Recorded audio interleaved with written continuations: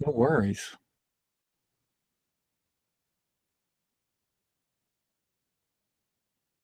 Dude, it's going good. It's a pleasure to be on Coach Red Pill. Big fan.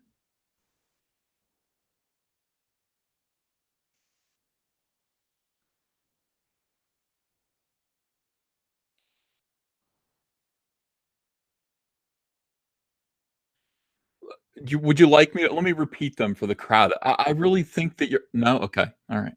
No, okay.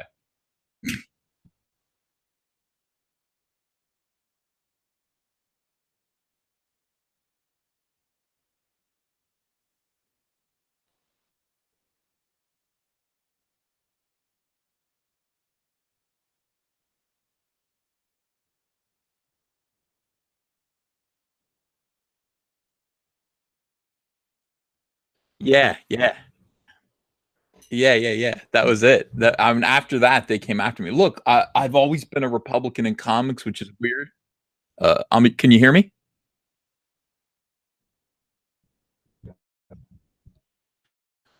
Oh, that's where you're muted. They said unmute your mic.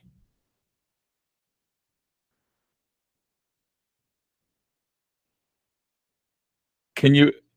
No, they can't hear me either, can they? Oh, okay.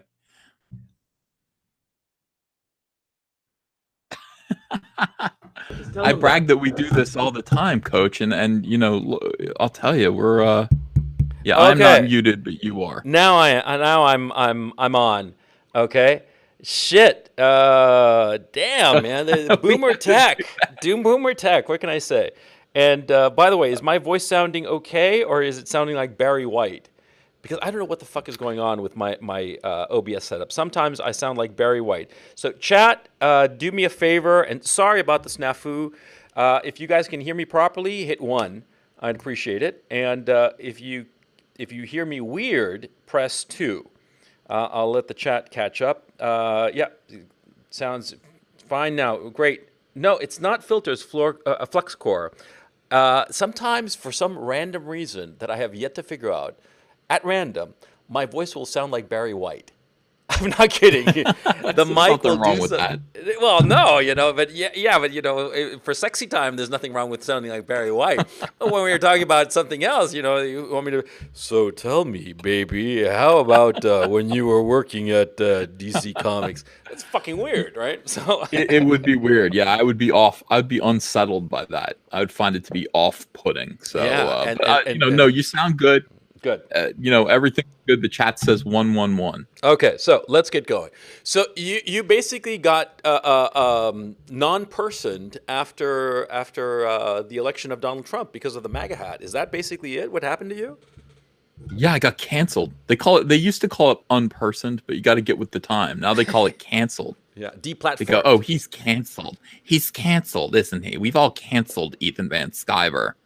And that's kind of what they do. Yeah, I wore a MAGA hat. I was so proud.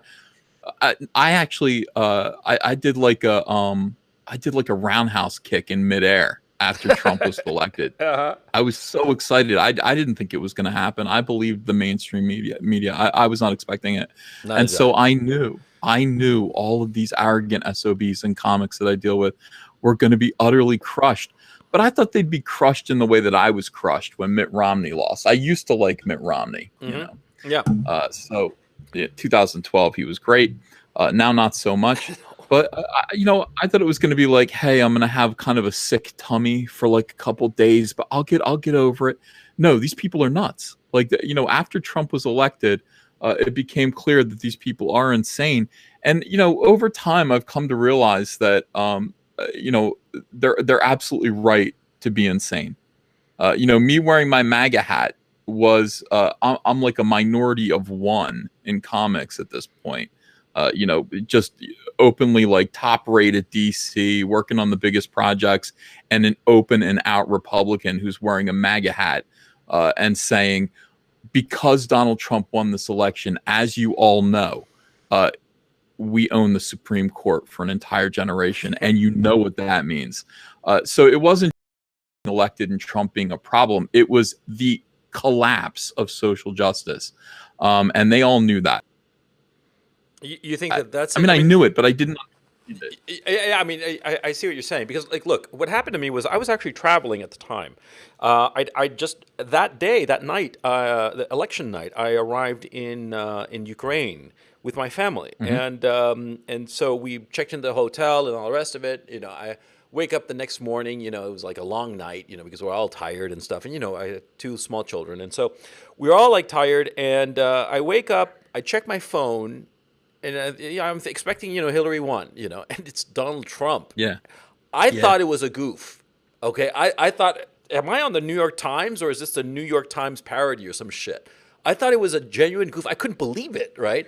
And I instantly turned on the TV news and CNN, and I'm seeing the reporters there. They're shell shocked. They're like, "What the fuck happened?" And they look like after, if it had been like, after Kennedy was shot, like that. Okay, it was Yes, yes, fucking yes. weird, man. I mean, it was an unexpected result of an election. Okay, Yeah.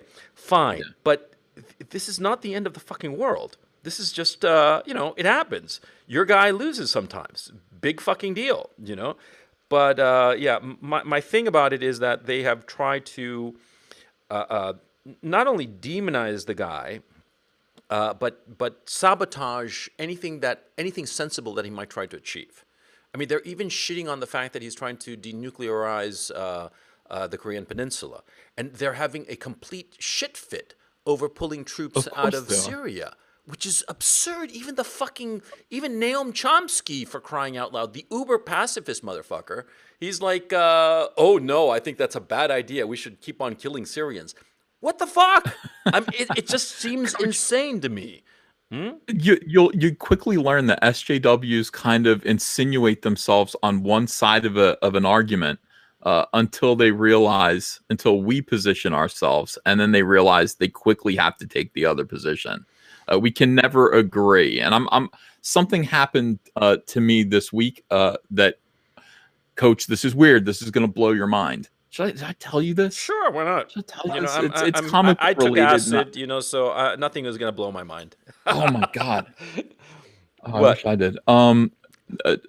Took acid. No, listen. I had this writer who was going to work with me on this. Okay, first of all, let me just preface this by saying, after I left DC Comics under constant harassment, Mm-hmm. DC Comics basically said, get rid of your social media so that you can disappear, or else, that's it, or else we can't work together. And I said, well, I can't get rid of my social media, so I got to go. So that's kind of what happened. So after that happened, these SJWs were celebrating. They were dancing up and down. They thought they effectively destroyed my career. I crowdfunded a comic book. I just thought, well, I'm going to crowdfund a comic and let's see how it goes. We raised $628,000 on the first issue. So social justice is shit. It doesn't. Nobody wants to buy it. It doesn't mean anything. Standing up against social justice, which means providing a good product that has nothing to do with their identity politics and all their weird, sanctimonious, nonsense. They're garbage. People want it. I mean, people will pay for that product and they want to support it. And so that infuriated them. It infuriated them that I was so successful. And I had my first 7-figure year this year under these Wow. circumstances. Yeah, yeah, yeah. It was dynamite. And nobody's making that money in comics. People in comics are eating cat food right now. There's no money in comics anymore. Comic shops are closing down and everything. So, Yeah, I know. I followed Diversity in Comics, and he has this rundown of comic book stores that have closed, and it's tragic. It's an industry going down the tubes, but there's consumers who want to buy this shit. What the fuck? I don't. I don't think there are consumers that want to buy it. I don't think that's what it's about. Social justice isn't about making money. It's not about capitalism. They say, fuck your capitalism. They say that to you. You're just like, what about making money? They're like, all you think about is money. All you think about is money. Yes, I'm in business. That's correct. Yeah. I'm thinking about what can I offer to make money. They don't think of it that way. They're what they've done and what they do. And you were talking to me before about being in, can I say this, in Sure, publishing? And sure, sure. No okay. problem. So, you've experienced it. You understand what it is. It is Yeah. a deliberate infiltration. It isn't about taking over an industry or a hobby or a medium. in order to make it profitable for themselves. It's just, hey, here's something that's popular. We're going to move in. We're going to declare everyone who's involved with this to be some sort of toxic masculine bigot. We're going to get all those people out of here. We're going to replace them with weird problem spectacled blue-haired women. And then we're going to make changes that nobody wants. But at the end of the day, what we've done is we've used this platform as a megaphone to espouse social justice. How long can we get this? How long can we get comics to be a beacon for our bullshit intersectionalism? How long can we do that before it dies? And once it dies, we move on to Pokemon. I don't know. We move on to something else. Film. They want to go to the film. Film is, well, I mean, my God, don't they already have Hollywood? Well, no. Here's the thing. See, they can't. Pushing the SJW agenda that will kill a business. See, the Star thing has freaked out a lot of people in Hollywood. Okay, and Captain Marvel, people are really worried about Captain Marvel, because if Captain Marvel's, that social justice agenda is going to be on its way out in Hollywood, because it's too expensive. There's too much at play. You have a tentpole picture. You're talking, 100, 250 million bucks just to make the picture. Forget about the marketing. P&A is going to cost you another 70 million to 150 million. Okay, this is big business, and these pictures have to gross over $1 billion. I mean, holders above $1 billion, right? In order to That's right. be profitable. And like tentpole, they hold up the whole circus, right? If these pictures do not deliver, then it's just a lot of people are going to get fired, so they can't afford it. Okay. My thinking about Star Wars, we were going to talk about. I think that the Last Jedi was a SJW bullshit with Admiral gender studies, right? That shit isn't a fly. If Han Solo, the Solo picture, died because of the after effect of that SJW bullshit. If Solo was an SJW product or not, because I didn't even bother to see it. Yes, it was. It was? Yeah. Oh God. Okay, and the chick was always like in the right, and she knew everything, and the guy, the bumbling fool. Everyone's ass. Han Solo looked like a fool. Lando Calrissian was fucking his own robot. His feminist robot was preaching droid rights and autonomy. God. Dude, it was such bullshit. It was incredible. Absolutely incredible.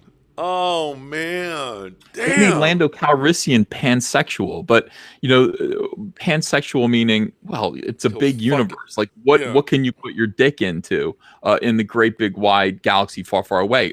Probably your toaster. And that's what he was doing. He was fucking his robot, dude. Oh God. He cried when the robot got blown to pieces. She was like, dude, In a way, Coach, I think you should actually see this movie, because there are some laughs to be had. It's pretty funny. Well, yeah, not like that. I didn't know that he blew up. He cried. He had a pansexual meltdown when his robot was destroyed. Jesus Christ, he was out there like an SJW. This robot, like, droid rights, you're liberated, and then like a laser blast cut her in half. And Lando went out. It was great. Oh my God. Maybe, Ethan, maybe it's the AI overlords that are controlling everything, that are socializing us into looking at robots as worthy of our emotional attachment. Maybe it's a secret plan of the AI, something like that. Jeez, well, they are doing that, aren't they? Every time you look at Drudge Report, there's something about new sex robots coming out of Japan. That's the future. I'd buy long on that. I'd be buying futures on that. No question. Coach. What? Let me explain something. I'm gonna go off here on the fucking Japanese, okay? And this is, don't worry, it's not gonna be racist. You idiots over there. You should be making robot Godzillas. If you have the technology to make actual like robots that are lifelike, what the hell are you investing billions of dollars making lifelike humans for? Humans are cheap to make. I can make one. You can make one. We can all make humans for free. It doesn't cost fucking anything, and you'll never do better unless you're going to do like the Terminator, like so bullets can go. You'll never do better than more realistic human than a natural one. What you could be doing is building Mecha Godzilla, you idiots. uh, and become a world power again, become a serious military world power again. Fuck Maybe I nuclear shouldn't be saying weapons, that. just make an army of Godzillas. Of course, Oh man, stupid. well, insofar as the sex robots thing, I think that that's the future. I think that there's going to be a demand for it, and apparently they are very lifelike, and it's. I think it's the future. It's creepy as fuck, personally, but there's going to be out there for that. I find it funny that feminists have a cow over sex robots, and they talk about if robots consent, which is just absurd. I mean, does the toaster have consent? Time you stick some bread into it and like push it down, raping the toaster every morning. Consider it. Stupid. But it's. I mean, it's. How can the feminists are having a cow over it. I'm assuming is basically that they're realizing that if there are viable sex robots, then a lot of their power is going to be diminished because it comes obviously from sexual power, the sexual ability. That's the great power of women. That's always been their great power. Look, but we're straying from the conversation. What I wanted to talk about today is the comic books I want thing. to talk about MGTOW and sex robots. You want to talk about MGTOW and sex robot? Yeah, No, it's a great conversation. Yeah, I mean, that could be the future. You don't know what the next generation's up to. These kids, I don't know what they're crazy talking kids. about. Yeah, neither do I. This generation, this next like upcoming generation, I don't know what they're talking about. They're doing that weird dance on TV where they, you know what I'm talking about. What is that Twerking? dance where their arms are? What is it Which called? one? Where their arms are straight and they kind of wiggle their hips and they put their arms like side to side, like it's got to be called. I don't know. You've seen it though. I'm sure I have. I the last thing I was up on was twerking and Miley Cyrus rubbing her crotch in public. That was 10 years ago, Coach. Yeah, well, that goes to show you how hip I am with the. I don't know shit what the kids are up to. But what they're I do calling know it is flossing in the chat. Okay. Flossing. Okay. Thank you, chat. I think that okay, there seems to be like two strains. Okay, see, there's like more MGTOW, definitely. The whole notion of just like taking the whole society and just going away and just living for yourself, by yourself, with nobody around, which is kind of sad. Personally, I think that a lot of people are going to be out on a lot of important aspects of life, because I think that having of your own and having a relationship with a serious relationship with a woman and having children with her is an aspect of life, and it gives you a lot to live when you have kids. Okay, I don't know if you have kids. I don't want to know. I don't want to. I have 3. I am a father, of course. Not a childless weirdo. Well, no. There's nothing wrong with being childless, right? But I think that the society is fomenting, and I think that that's catastrophic. Okay, a society cannot thrive if young men and young women are not procreating. Okay, that society will die. Okay, if they're just becoming crazy cat ladies, and the guys are all becoming MGTOW, what's there going to be left? You know what I mean? Well, that's the ultimate dream. Like if men do become MGTOWs, and they do have sex robots. And by the way, this is way off in the future. I mean, I'm saying this is like 7-8 years away. These men are not going to. You don't have that drive to take care of a woman. Now, almost everything that men do comes down to sex. Yep. Like the motivation for everything that you do, like what you go out, you make money. Why do you make money? You make money so that you can support a woman, presumably so that you can have sex. Yeah. It all boils down to that. Now, if men no longer have any incentive to go out and do something in order to have sex, women take over the world. Why would you you don't have to go to work. You don't have to do, I mean, these feminists can basically come in and take over every industry. Men can stay home fucking their robots and playing Fortnite. That's the future. Oh God, depressing, Is that isn't the it? future? I mean, Okay, chat. What do you think? You think that that's kind of bad? They think that feminists are going to take over the world. Are just going to be relegated to their basements playing Fortnite and fucking their roots. That's just a what is the sad incentive thought. to fight feminists all the time? They're a pain in the ass. Why do you want to go up against feminists constantly and try to, and you know what I mean? It's almost like when women come into something, when third wave feminists enter the workplace, you know what I mean? It gets men get a little edgy. They do. They either fall on their faces and become white knights, and Yeah, which is yeah, weird. I mean, that's yeah, weird behavior. yeah. Or they get resentful, or they just leave. Eventually, they just leave. Yeah, the capable ones leave. Because what happens a Yeah. lot of times is that the whole office environment sort of like adjusts to this woman. And if the woman is not calm, she's just there because she's a woman, then it disincentivizes workers because they're like, why should I work so hard? This woman, she's here, she's remaining in her position, and she's not as capable as I, who was previously doing her job. And the best workers leave, and eventually that company begins to suffer and die. I mean, except now, the problem I'm seeing is that in our economy, it's such a monopolistic economy nowadays, where you have large corporations, you have monopolies or oligopolies, very providers of a service or just one provider of a service, like Google, for instance. This is a great example. Yeah, sure, there's DuckDuckGo, Bing, right? But really, Hmm. the whole thing is, right?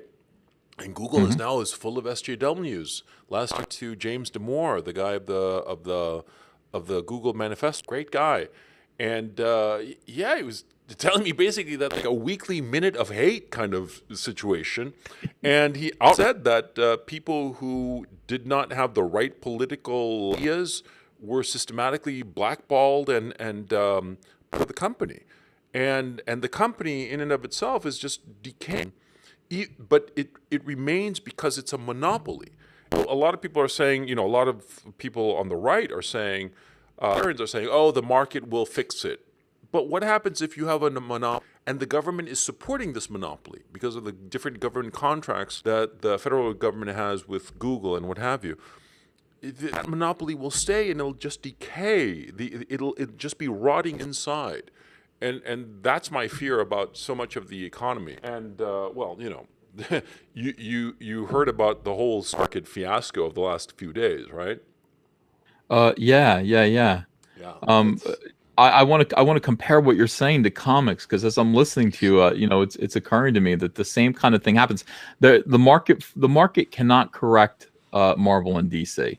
yeah, Marvel and DC basically are in a prime position. Warner Brothers mm-hmm. owns and funds DC Comics. They're just kind of, they're a Sure, loss, yeah, for Warner Brothers.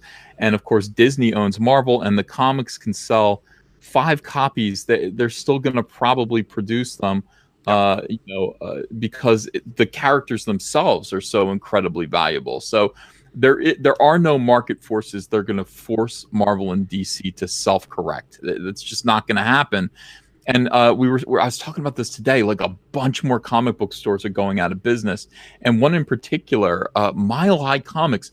These are the big comic book retailers. Without retailers, yeah, the you're comic book fucked. industry dies because in case people don't understand, it's like comic books have a middleman. There's they're the companies Marvel and DC.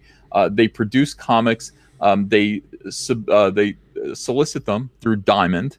And Diamond is a distribution company, a distributor. They send a little catalog out to all the stores, and they say, "Well, here's what Marvel and DC are putting out in 3 months.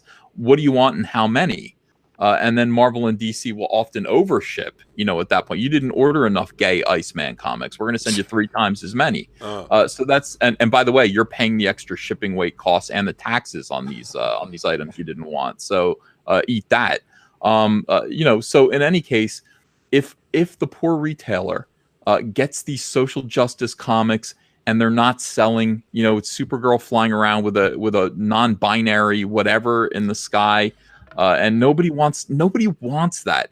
Nobody wants to be lectured, either socially, politically, or any which way from the weirdos who make comic books. I know these people. I don't give a damn what they think. They're weird. I yeah, mean, they're creative, but they have no place trying to sort of mold society, these people.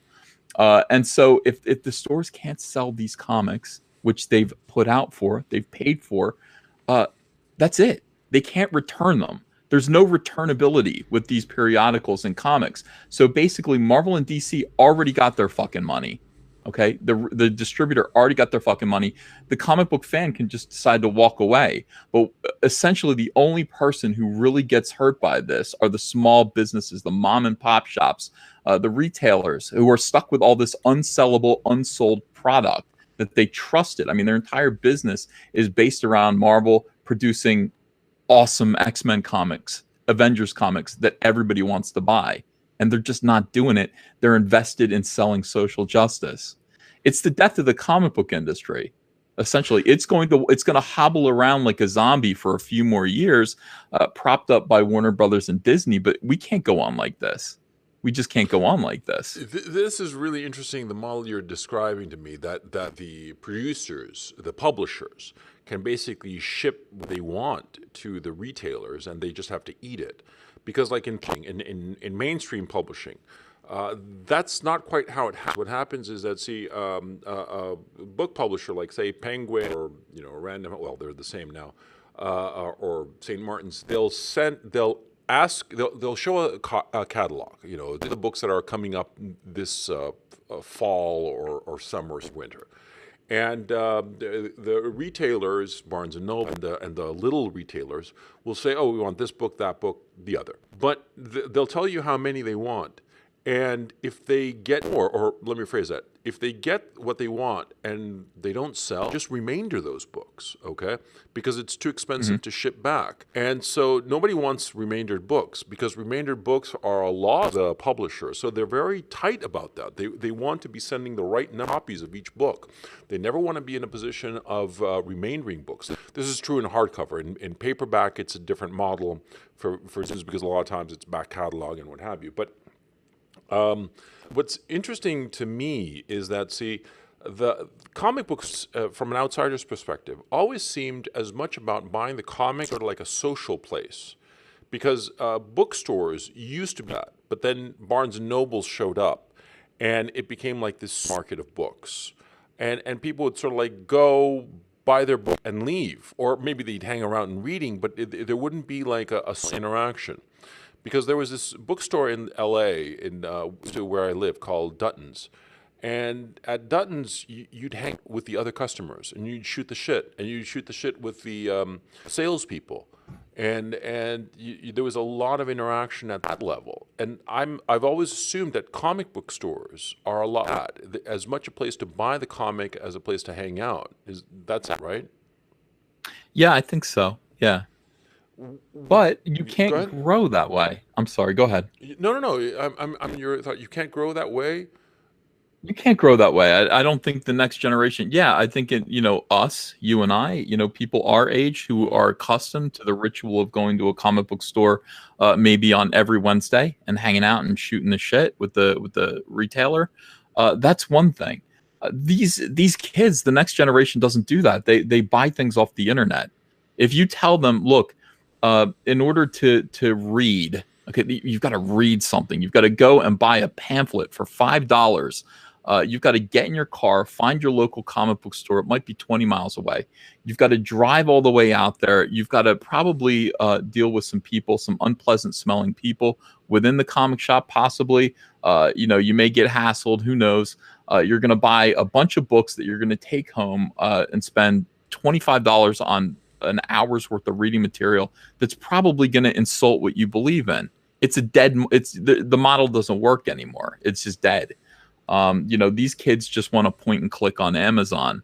And so in order for comics to really survive, and I don't believe digital is the way. Digital is down 10% this year. People are thinking that, buying digital comics is the future. I don't think so. It's part of the future. It's part of the future, but comics are still a very tactile, collectible medium. They're not magazines, they're not newspapers. People do want to own them.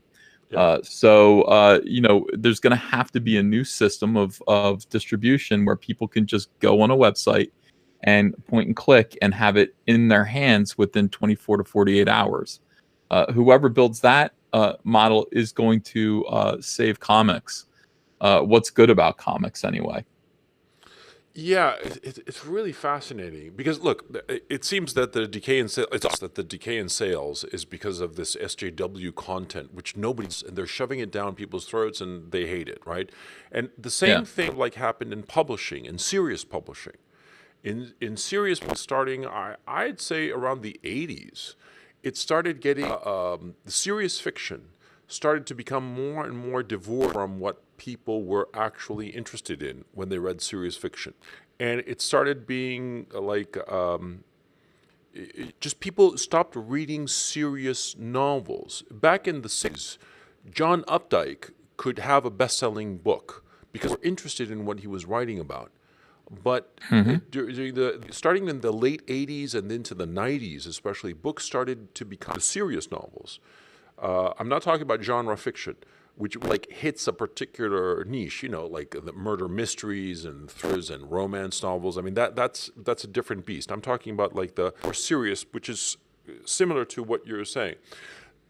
Serious literary books started to shrink in size, in market size, because the books coming out were just bullshit and were just not to people. And they started to become more and more books that people who liked were MFA students. And it's sort of like a very kind of like an MFA. The only people reading serious literature were MFA students who were producing this shit. And they became a lost leader. And then finally, a lot of publishers started sort of like phasing it out or just keeping it just a little bit, a few titles here and there, whereas the bulk of their yearly list would be more genre fiction. Because the serious books were just, nobody cared about it. They were just propagandistic and stupid. In fact, there was the story that came out. I was actually reading it. It's horrifying. It's a SJW story that's on Medium, the online magazine, and it's written by a woman from the point of view. And it's just, you start reading it, and actually, I think on doing a stream to read the story because it's laughable. It has no. It's not about real people. It's ideology, Yeah. and just bullshit. It's extraordinary. How could I'm being very inarticulate, but the point I'm trying to make is that serious literature, like comic books, and to go up its own ass and go up an ideological ass, the SJW ass, if you will. And sorry for the very. But that's where I it think went. I've been sent pictures of that. Actually, Yeah. I don't know if you heard about that. No, what was that all about? Oh man, you know who? What's her name? What's the Gamergate girl? The girl who the Five Guys, Zoe Quinn. No, yeah. Zoe Quinn's artist partner, a guy named Robbie Rodriguez.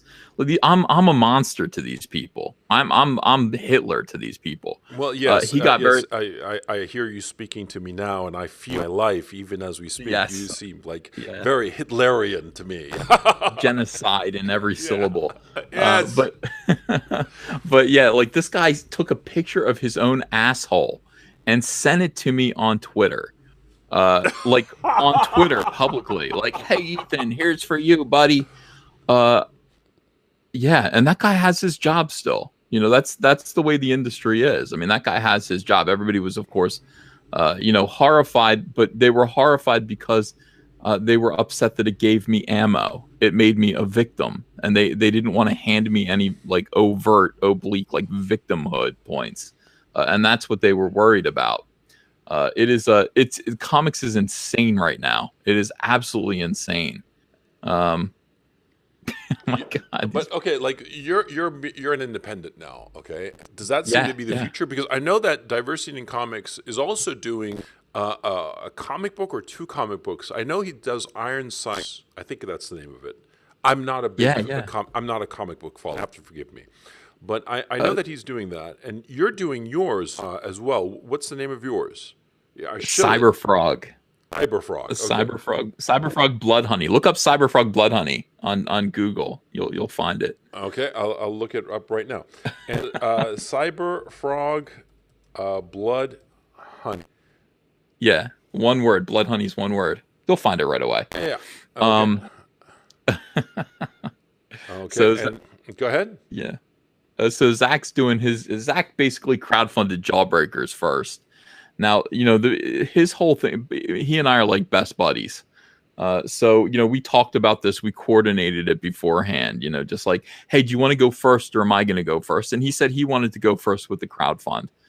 So he did his, and he made, I think he's up to like between 300,000 and 400,000. He might be at 400,000 now. $400,000 for a book. This guy's never done a comic book before, really. Mm-hmm. Uh, so that was alarming. And then, of course, I came in and hit 628,000. So that was extra alarming. Do we point the way towards the future? I think so, and I think that's what they're worried about. These people are making fun of me for getting on YouTube. They're like, "You're a YouTuber now," because being a YouTuber, well, it is something it's a little goofy, but it is. I love being a YouTuber. Absolutely love it. I wake up like, yeah, I'm a YouTuber. But I mean, using YouTube as a way to market yourself. These people have no idea what they're doing. They're sitting around sucking on a dry corporate teat at this point, just hoping to be sheltered under this collapsing, industry. They're on the Titanic, just laughing at people who are manning the lifeboats too soon. It's all going down. It's all going down, and then you're going to wonder how exactly am I going to get the word out about my comic books? You're going to use Twitter. YouTube is very, very unique because it allows you to form a personal bond Mm-hmm. with a big, wide audience. Mm-hmm. Zach's got 93,000 subscribers. I've got almost 91,000 subscribers. That is collectively, we have more subscribers than any Marvel or DC comic sells. And so they look at us with some fear and trepidation. I set out to find comic book fans that had gone away. I remember in the 90s, comics were selling millions of copies. Where did those fans go? Where did those comic book buyers go? They're there. They Mm-hmm. just gave up. You Yeah. go, you find them wherever they are. You find them on, I talk about Star Wars. I've got Star Wars fans. I bring them back into comics. But these people are so, oh God, they're just stuck in this failing model. We really need some innovative and bright people who are going to try to change comics in order to sell it or to save it. Uh, you It know, seems weird from the outside. It seems that it was self-destructive. It wasn't new technology. It wasn't Amazon that killed the comic books industry, right? It was just a wave of ideology that swept through the industry and did content that nobody wanted, and yet it was allowed to endure. That's fucking bizarre. I mean, think about it mhm. like from an outer's perspective. I mean, like in publishing, what nobody noticed how serious literature was going down the tubes because what happened was that everybody was panicking about Amazon and the fact that retailers were going down the tubes, and so shuffle in the seismic shift where by now I think it's 90% of books hardcover bought online because it's just more convenient and they're cheaper and all the rest of it. Amazon has a de facto monopoly on the sale. That's where it went, and all the independent stores, books are gone. All of them, they're just vanished. I mean, yeah, here there might be some very small niche store, specialty store that somehow survive, but in general, the broad bookstore no longer exists. Not in the United It States. has to. It's all going to go. Like Barnes and Noble is hanging on, but it's going to Barely. go. Yeah. It's going to go because it just doesn't make any sense anymore.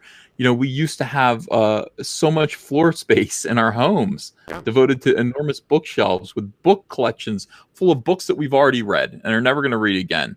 For some reason, we don't throw them out. We keep them. Yeah. Uh, that's gone. That just isn't going to exist in 20 years. In Mm, 10 years, it might not exist. Well, no, I Uh, think that there are always going to be people who want the hardcover, the actual, not necessarily hardcover, but the actual physical. I can say myself that I personally, for some reason, when I read an actual book as opposed to an ebook, which I do read, the actual book, I retain it more in my memory. And so I tend to read nonfiction on ebook, but like fiction or more important action, I read it the physical object, right? But be that the point I'm trying to make is that, see, the comic book industry, it wasn't something outside, apart from this ideology, that destroyed the industry. Is that an accurate assessment?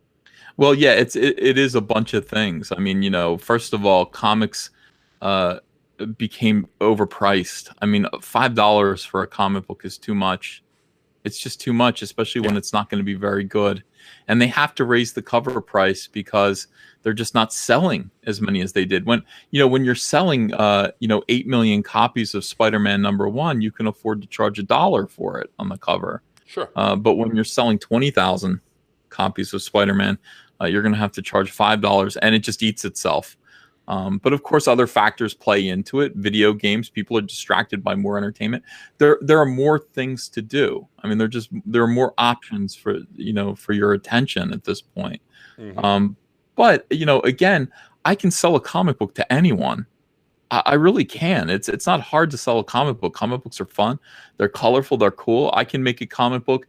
Cyberfrog is going to have a chromium cover. It's going to look really, really pretty. It's going to look like the Lamborghini of comics, and that's what it's going to be.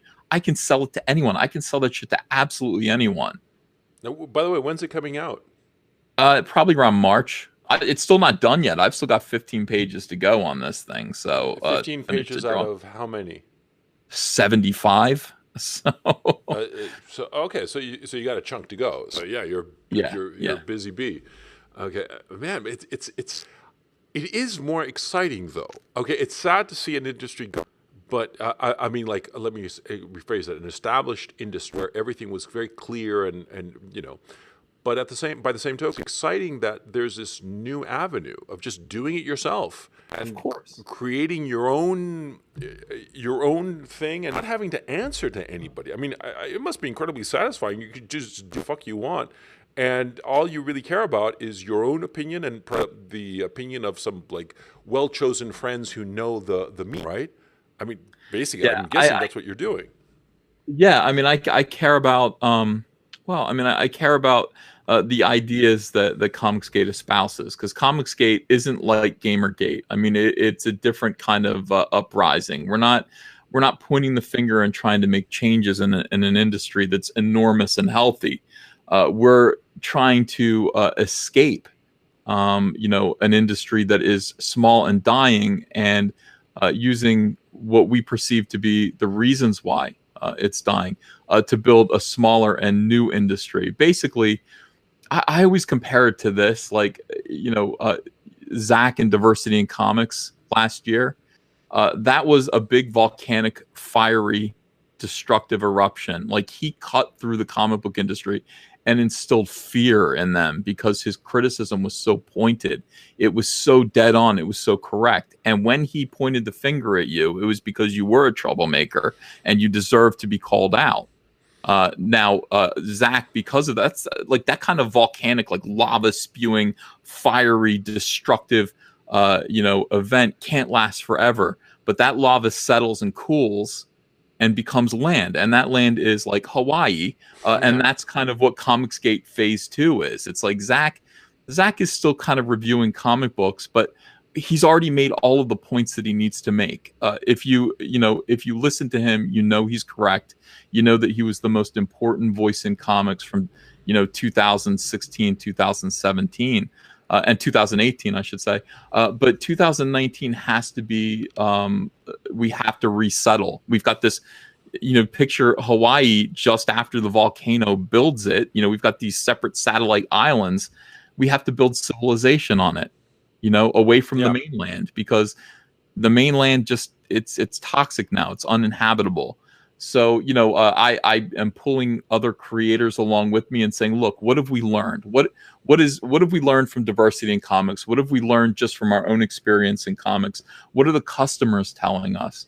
And then how can we sort of establish a new industry of our own where we can be independent, and where people can come and we can keep SJWs out. It's small enough that we can keep these fuckers out. That's vital. They're cancerous. We can't have them here. and make a lot more money, than we were making before. That's what Comicsgate kind of is. Gamergate didn't have that opportunity. I think they were just trying to make a point about the toxicity of SJWs within the video game industry and feminism and how women destroy male-dominated hobbies, which they do. Yes. Nobody likes to hear that, but you get in trouble for saying it. But women come in and destroy male-dominated hobbies. My next comic book after this, I'll tell you, Coach, you tell me if you like this. You might not like it. Let's hear the pitch. But I trust you, okay? Good. I trust you. Taste. Okay. So we all know at this point that women do come in and they, like Star Wars, like video games, they come in and they feminize and destroy things that men like. They're going to come in, they're going to destroy the they're going to destroy wrestling. What is it now? Is it the WCW? Is that what WWF became, or the WWE? I'm not even sure. But anyway, they're going to come in there. They're going to invade wrestling. They're going to destroy that. It's like they're going to destroy everything that men like. I don't know why they're doing it, but they are. Yeah. So what my next comic book is I'm going to do a book in which I, as a toxically masculine gentleman, I invade all of these girls' properties from the 1980s, and I'm going to masculinize them. That's pretty good. The book is called Rainbow Brute, okay? And it basically takes Rainbow Bright, and he's this fairy god lord who lives over the rainbow. He dresses like Rainbow Bright, but he's a badass, okay? He's a badass. He choke slams unicorns. He drinks honeysuckle nectar and gets drunk and picks fights with the fucking Care Bears. Because he's like, he's got Grumpy Bear sitting next to him on a bar stool. Grumpy's whining, moaning the fucking blues to the bartender. And he's just like, will you shut the fuck up? And Grumpy Bear's like, don't you care? Like, he's like, no, I don't. Nobody fucking cares. Okay, nobody cares. You don't say that you don't care to a Care Bear. So he gets in a fight with Grumpy Bear. I've got the Strawberry Shortcake Girls. They're like basically seductresses. They're whores who seduce. They seduce men with baked goods. It's like, yeah, sounds great. Yeah, he rides a My Little Pony called My Girthy Stallion, called Napalm. Just a ton of dick jokes. My pretty stallion. Yeah. So I'm taking all these things, like the Munchie Cheese are going to be these fucking apes that fall down from the trees and want to suck your thumb, and you're just like, get the fuck off of me. They're like, we want to suck you. I mean, it's the whole thing. Yeah, it should be. It's going to be the next thing. They're predicting it's going to be the first Comicsgate book to actually break $1 million in pre-order sales. This is what we have to do. We have to point the finger back at them, and we have to say, how do you like it? And by the way, when we do it, when men invade your shit, it sells. It works. Yeah. That's the difference. That's screamingly okay. I mean, like, you really have to be up on the lore, on the background of that. It's not sort of like a standalone thing that you can catch on. You really have to know all the ins and outs. But it's going to be so damn funny. Yeah, I'm totally behind it. God, it's just really, really funny. So that's the next thing out of me. We're going to probably start crowdfunding that in February or March at this point, and we'll see how it does. But yeah, I mean, it's time to. It really is. It's time to take the fight back to the SJWs within this little. I know nobody cares here about comics. You're not a comics fan. Some of the people in the crowd are like, why the fuck are we talking about comics? They're dead. Well, it is my world. Like it's the industry that I devoted my life to, and the art form that I devoted my life to. And I'll be damned if I'm going to let it just die like this. I am going to fight back. What happens is that, see, I'm interested in this because it's just another, like you said, another male-dominated space that was taken over by women and, what do they call it, feminist allies. Mm-hmm. Okay, which I call them traitors, because basically they're guys who just totally betray. Well, it's worse than that, okay? Because there's a meme. I don't know if I have it on my image scroll. I think I do. And the meme is simple. They're like some guys, nerdy guys playing their nerdy game. Okay. And some girls show up and say, oh, that looks like fun. Let me try it out. And okay, fine. And then the girls start playing. And then these Chad guys who don't shit about the hobby show up because they're there because of the girls. and whatever the girls want, and the girls want to change the game. And since these Chads here, who don't really fit in, don't really care, but numerically they bulk up the place, their vote override the original guys who were interested in some hobby or some pastime or whatever, and squeezes out the diehards. The diehards leave, and the girls onto something else, and the Chads follow the girls, and the hobby or whatever activity is dead. It's corpse just strewn, and we see this again and again, and it's just so frustrating. Like, see, how could I put it? It's a classic sexual dynamic. Guys will go where the girls are, and the girls always want to be a part of something that they're like not supposed to be a part of, or they're not. True. Yeah, and they gravitate towards it, and they wedge themselves in. I mean, look, think about it. It is practically illegal to have a men's only club. And if you have a men's only club, I mean, look at the Proud. They got declared like terrorist or whatever. I know that. Dude, look at the Boy Scouts of the America. Boy Scouts, yeah. What the hell is going on? Yeah, yeah. What the fuck is going on there? Is it? Yeah, it's bankrupt. It's gone. It's now. It's bankrupt, perhaps, but they decided first. It's like, okay, so gay scoutmasters, you can't discriminate. They are male.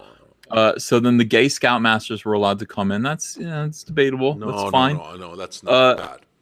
And then it became, why are you discriminating against women? I mean, it was just like, so now women get to be Boy Scouts. And I'll tell you something. The thing about this is that once they do this, once these SJWs do this, they put on, I read it in that Vox Day book, SJWs always double down. Yeah. They put on the institution that they have killed and skinned, and they wear it like a skin suit and dance around. So there's a Nestle bar commercial that is just unbelievable. I think Mark Dice showed it. And what it was it's a Muslim woman, with the whole costume, and she's dressed like a Boy Scout. She's got the whole Boy Scout thing on, and a hijab, and a hijab. But I mean, she's got the whole Boy Scout costume on, and she's eating a Nestle bar, and she's just like, I can't even remember what the thing is, but it was like, Nestle, we're equality for all, and she's like leering at the camera, like, look what we did, we took Boy Scouts. I mean, it's like it's a female and a Muslim, so eat that, eat that, Midwest. Absolutely hateful. Do they care about the Boy Scouts? They don't care about the Boy Scouts. They care about having defeated another American institution. These SJWs. Basically, yeah. Damn, man. I mean, like, okay, what the fuck was the Girl Scouts for? Can I ask the obvious question? Jesus Christ. But selling cookies. Well, the other thing I find just bizarre is this transsexual thing. How transsexuality has become normalized and it's fucking fashionable. And the only people who are on the left who are fighting this are real feminists, which I find hilarious. They're fighting transgender. There's something called TERFs, TERF, Trans Exclusionary Radical Feminists, and they are die-hard to transsexuals because they say that transsexuals are men.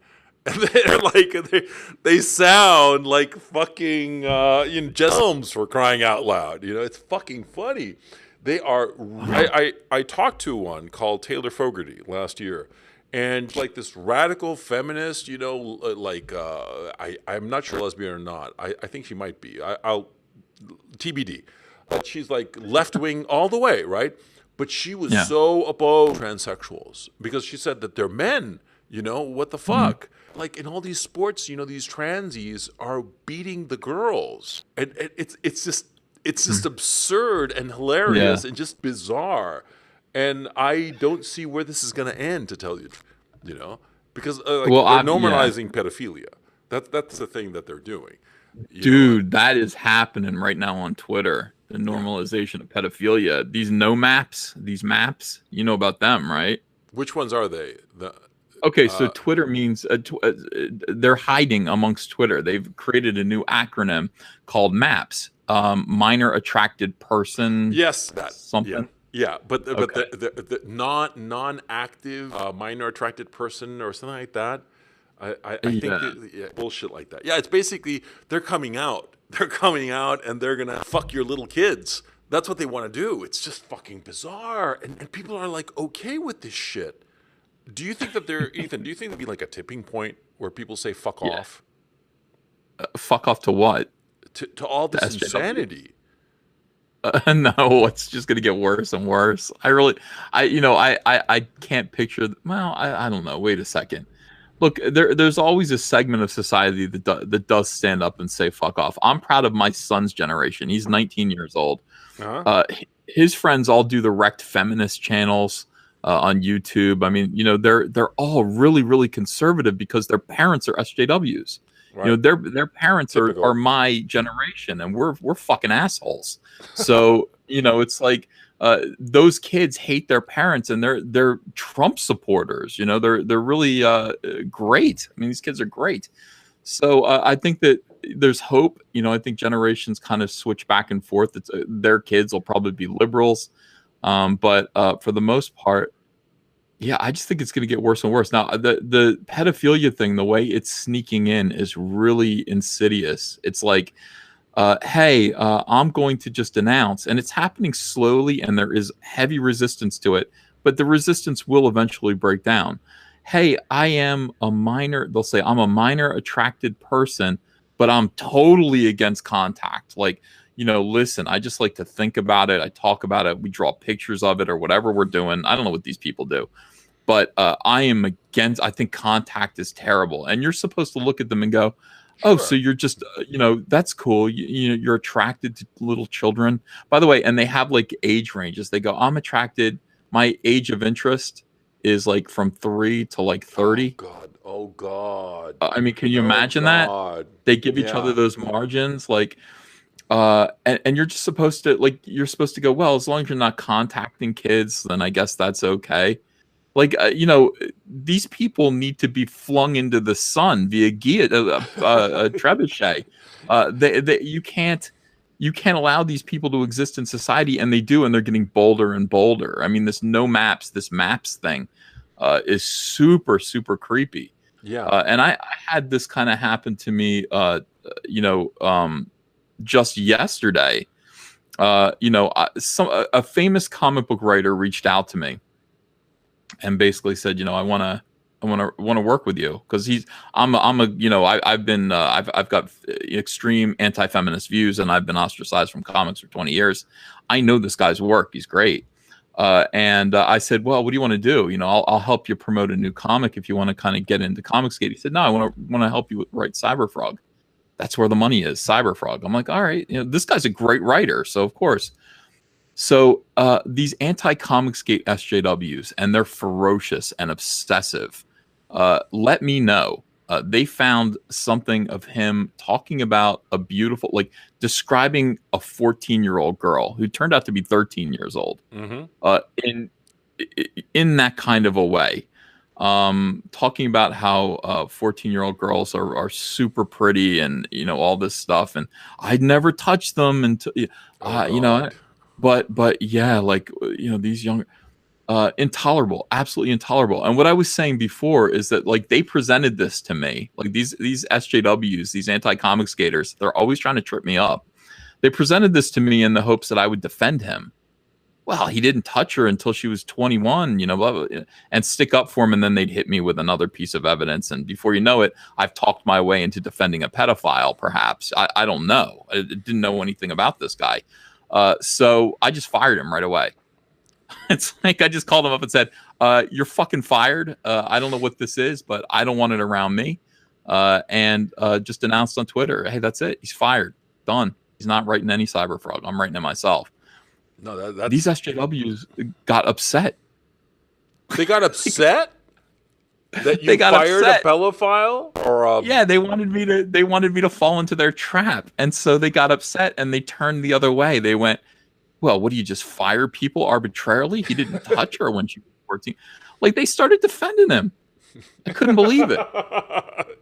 This is the thing. We were talking about this earlier. It's like they choose a position and they try to, and once they hear your position, they have to make sure they're at 180-degree opposite of you, because they don't want to agree with you about anything. Even if it's completely immoral, they will take the opposite position. Yeah. Just fight. Well, you're seeing it now, like with the Trump situation with Syria, and he pulls out of Syria, which is objectively a good move. It will lead to less bloodshed and less of a disaster area. It is objectively good. And Hmm. just because Trump did, all of a sudden, no, we have to go to war. We have to kill more people there. It's just bizarre. It's they are willing to entertain the most awful notions just because They they're got it. getting at somebody that they don't like. Their hatred is Yeah. their hatred for you, their hatred for a whole bunch of people, is overrides any other consideration. You can never they can never say that this guy's my enemy, but he's doing something good. They cannot, and he could be you could be like just deliver flowers to people, and they'd say, oh, whatever, flowers are evil or crap like that. What is that? What is that impulse, Coach? It's hatred. It's just hate. Yeah, yeah. I've given it a That's lot of weird. thought. I think that it's basically that. See, it keeps you warm. Okay, that's something that people don't miss. And it happens to all of us. I mean, hasn't it happened to you at some point in your life? You're very at some point in your life, everybody's happened to that they're very unsuccessful. It's happened to you. It's happened to me. But we all go through periods where we're very unsuccessful. We're very lone. We're at the bottom. We're at the bottom. And a lot of what we start doing, we start fantasizing, oh, when I make it big, I'm going to fuck them. I'm going to fuck these guys who fucked me over Yeah. or whatever, which is, Yeah. it's a total normal human reaction. It's juvenile and stupid, of course, okay? Because more often than not, the hole that you're in is probably because of your own make or your own flaws that are not allowing you to get out of that hole, right? Right. But your reaction is blame themselves. Nobody wants to look at the mirror and say, "Oh yes, my lack of steadiness and creativity and this or that, the other is the reason I'm in the hole." Nobody wants to say that. They all want to say, "Oh yeah, it's John Smith who fucked me over," right? Hmm. That hatred, and also loneliness. And never underestimate the power of loneliness. And a lot of people who are SJWs are extremely lonely, and they're extremely resentful because of loneliness and their fear. Because we look at our society, and there are no social structures to prop you up if things go bad. You're on your own. Now that's some people can handle that, and some can't, and it fills them with dread. It fills us all with a little bit of fear. Some people are able to channel their fear into more productive outlets that lead to success, and they no longer have that fear. Whereas others, they just stew in it. And so they have to find other people who feel the same. And you ask ex-SJWs, and a lot of them are going to say that they were lonely and resentful, found other people who were equally lonely and resentful. And they would latch on to these resentments, and it's like, yeah, we're all together. We feel part of a team. Oh, you're so right. You see what I'm saying? You play ball in your day, or some whatever sport, baseball or whatever. Baseball. Okay. Now you're in your team. Maybe you're little league. Maybe you took it seriously. I have no idea. But you are in your team, right? And when somebody fucks up, right, you're like, oh damn. But you don't think he fucked up. He's an idiot. No, you're thinking, damn, it was like bad luck. And when you all win, it's all together, and you're all pulling together, and you feel part of the team, right? And it's a lovely feeling because you don't feel alone. You feel like you're a part of something, and that whatever anybody does, it's like you did it, right? When your teammate home run, right, that wins the game. Yeah, it's John Smith hit the home run, but you feel that it's your too. You did it too because you're part of the team, and you don't feel so alone. And This is exactly why I came on this show. This is why I wanted to talk to you. This is the missing puzzle piece. This is what it's all about. This explains everything. Yeah, it's not complicated, or at least I don't see it as complicated. I mean, you think I'm full of shit, or if it's on the money? No, you are 100% on the money. I realize this because I have some unfortunate former friends who once they saw me kind of break away, again, my being a Trump supporter changed everything. I lost a ton of friends. I lost a ton of acquaintances, and basically I became absolutely radioactive. If you are to be my friend in public, you're gonna get your ass chewed. I mean, these people are gonna tear you up. So I surround myself by only the very most, the loyal people who I can trust, and loyalty has become a big thing for me, a big thing, more so than ever before. It is unmasculine, it's fucking pussy, to be disloyal. Can't Yeah, stand it. I agree. Loyalty, I agree. take heavy fire together. I mean, I've been Diversity Comics friend. I've taken heavy fire for that, and I will never stop being his friend ever. Yeah. He stood by me. I'm going to stand by him.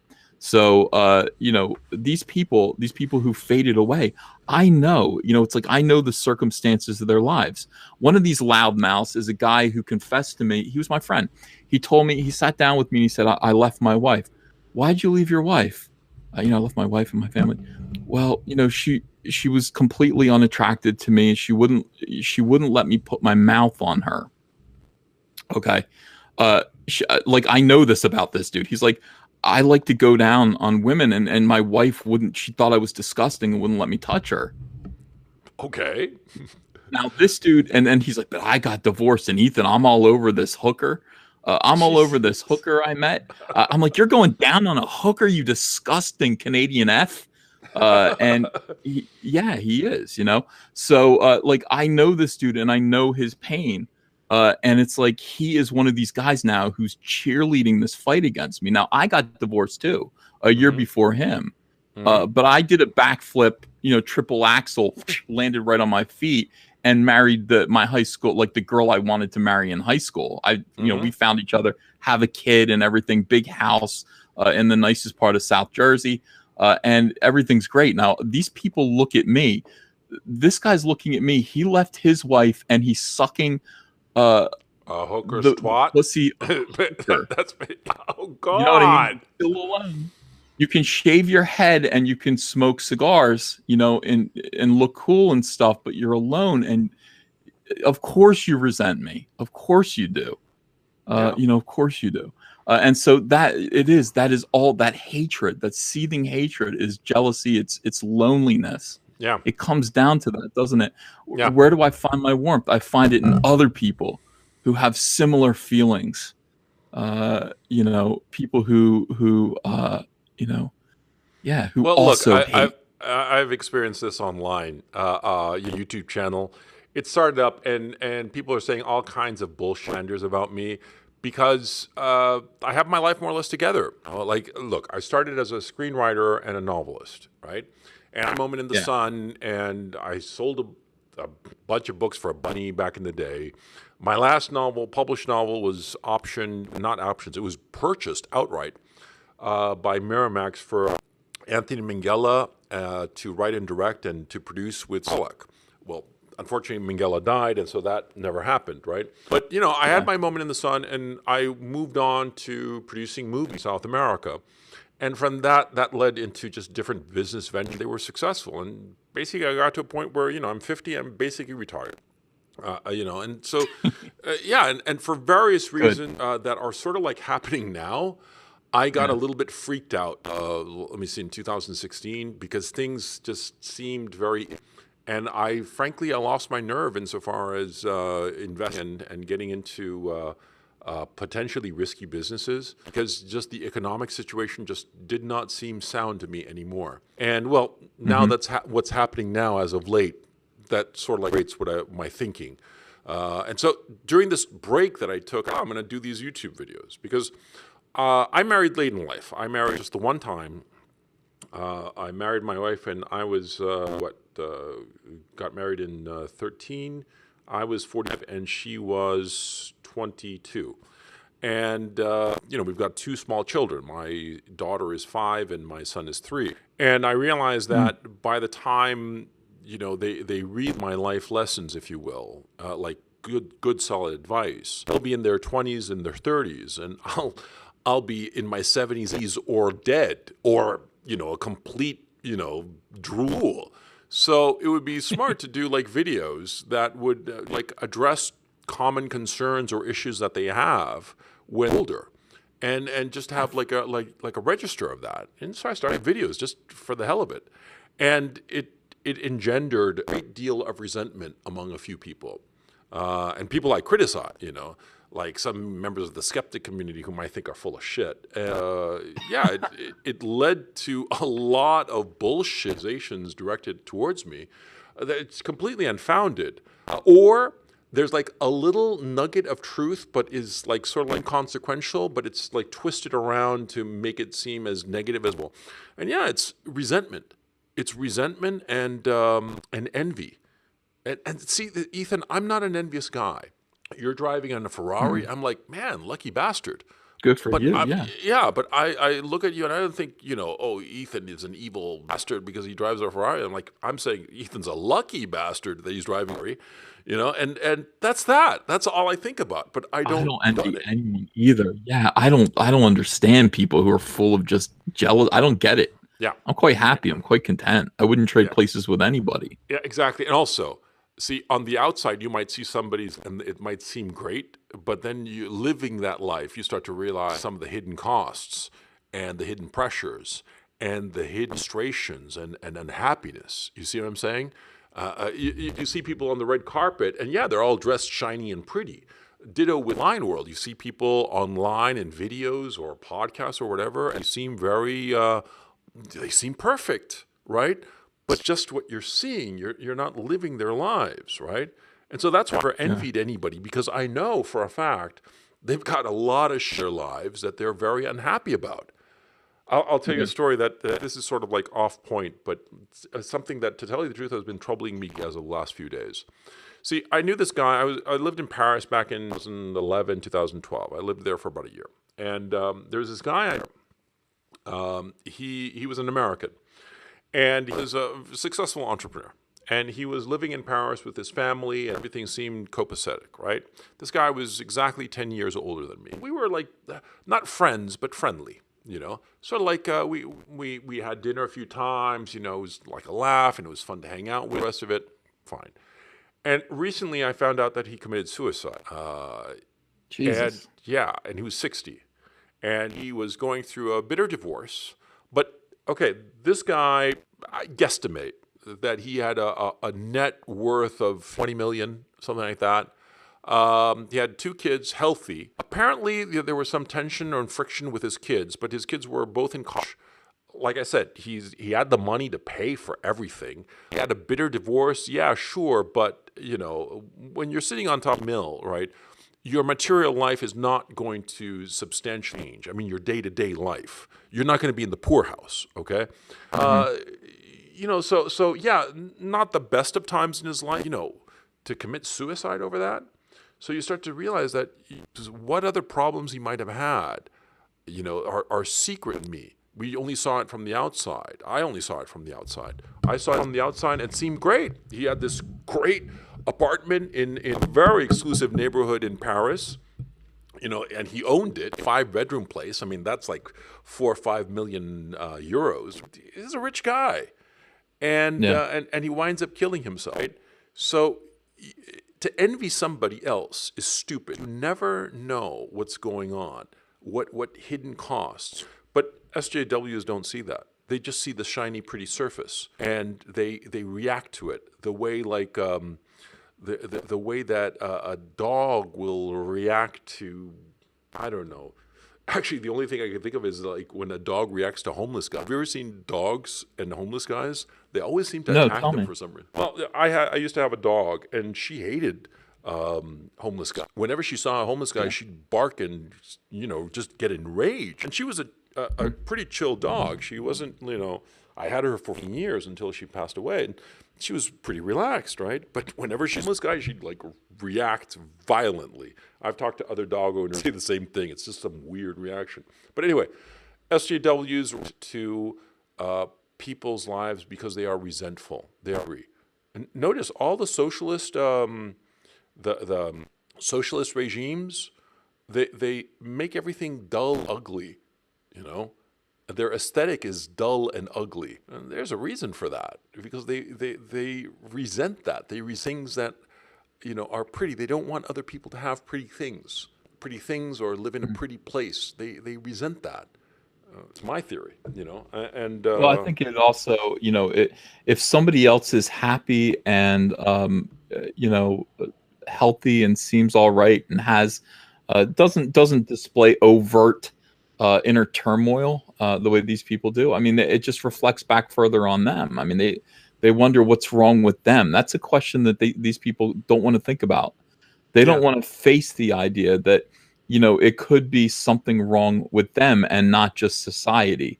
That maybe the breaks that they've gotten don't apply to entire groups of people. That their failures can't be explained away by this. What is it called again? What is that thing that they believe in about different groups of people?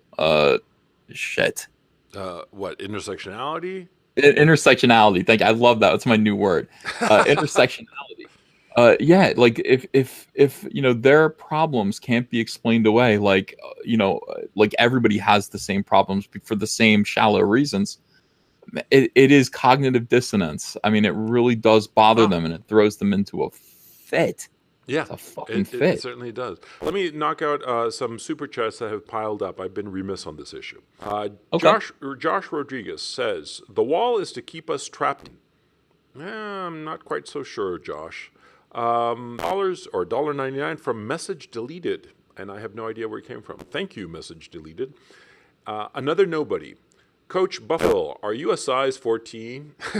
That's a reference to Silence of the Lambs. Oh, I'm scared. Kitty Style. It's your voice. It's your voice. They're making fun of your voice the whole time. Oh, okay, okay. Your microphone. Oh, it's gone Barry White again? Yeah, yeah, yeah. It has? Oh, Yeah, and they were pissed at you. These people think that I don't watch the chat, that like nobody watches the chat. I was watching the chat. They were saying, "Oh yeah, your microphone. He's Barry White or he's Buffalo Bill, one of the two." oh man, hang on. Let me just reset it.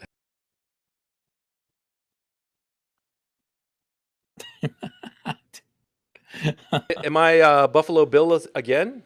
You Chat. sound perfectly normal to me. Yeah, I know. Oh man, chat. So I'm sounding like I've been sounding like Buffalo Bill this whole conversation. It's the microphone. I don't know what it's doing. Chat, tell us. Do I sound like Buffalo Bill? Press 1 if yes, and if I sound normal, press 0. Press 1 if I sound like Buffalo Bill or Barry White, and press 0 if I sound normal. I think Chad's gonna Like fuck with finally, me after an hour. badly. I think they're gonna fuck with me very badly on this question. Of course. Chat is just naughty, naughty. Okay. So anyway, yeah, I'll do the super chats whether I'm Buffalo Bill or CRP. Okay, Kitty Style says, "Get me in. Give call in link CRP unless scared." Do you know Oh yeah. who's Kitty I don't Style know who is? it is, but I saw that person acting up in the chat. They wanted to lay into you about something. Well, just lay into me on super chats. I answer everything on super chats. Okay, on just regular chat, no, I'll blow it off. But if you pay me $2 or whatever, I feel an obligation to answer anything. Okay, so yeah, so Kitty Style, you've been warned, if you will, or I hope you've set straight here. Send me a super chat and anything you have to say, Kitty Style, I will read it and I will answer it. Yeah. Edwin Boyette, great choice with Sim EVS. We have to establish moral clarity. Our opponents won't. Yeah, exactly. Yeah, that's Shit, right. so this whole thing I've been sounding like Barry White? Damn. Let me